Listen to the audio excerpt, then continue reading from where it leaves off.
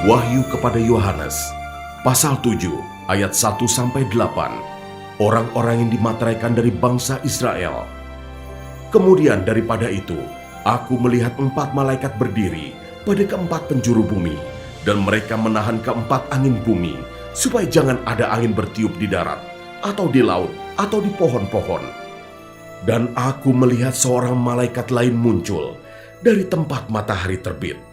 Ia membawa materai Allah yang hidup, dan ia berseru dengan suara nyaring kepada keempat malaikat yang ditugaskan untuk merusakkan bumi dan laut. Katanya, "Janganlah merusakkan bumi atau laut atau pohon-pohon sebelum kami memateraikan hamba-hamba Allah kami pada dahi mereka." Dan aku mendengar jumlah mereka yang dimateraikan itu, 144.000 yang telah dimateraikan dari semua suku keturunan Israel. Dari suku Yehuda, 12.000 yang dimateraikan. Dari suku Ruben, 12.000. Dari suku Gad, 12.000. Dari suku Asher, 12.000. Dari suku Naftali, 12.000. Dari suku Manasye, 12.000. Dari suku Simeon, 12.000. Dari suku Lewi, 12.000. Dari suku Isakar, 12.000. Dari suku Sebulon, 12.000.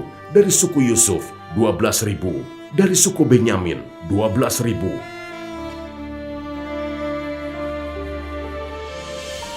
Ayat 9-17. Orang banyak yang tidak terhitung banyaknya.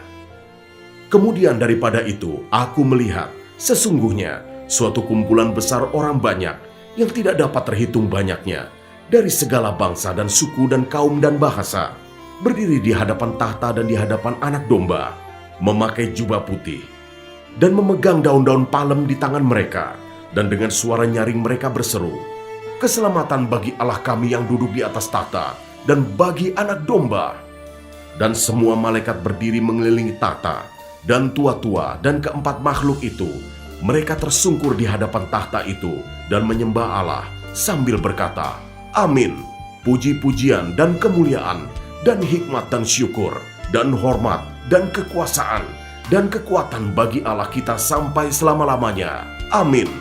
Dan seorang dari antara tua-tua itu berkata kepadaku, "Siapakah mereka yang memakai jubah putih itu? Dan dari manakah mereka datang?" Maka kataku kepadanya, "Tuanku, Tuhan mengetahuinya."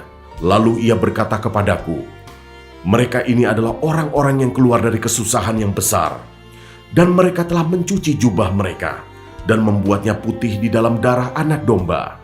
Karena itu mereka berdiri di hadapan tahta Allah dan melayani Dia siang malam di bait sucinya.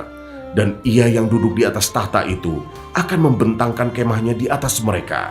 Mereka tidak akan menderita lapar dan dahaga lagi, dan matahari atau panas terik tidak akan menimpa mereka lagi. Sebab Anak Domba yang di tengah-tengah tahta itu akan mengembalakan mereka dan akan menuntun mereka ke mata air kehidupan, dan Allah akan menghapus segala air mata dari mata mereka."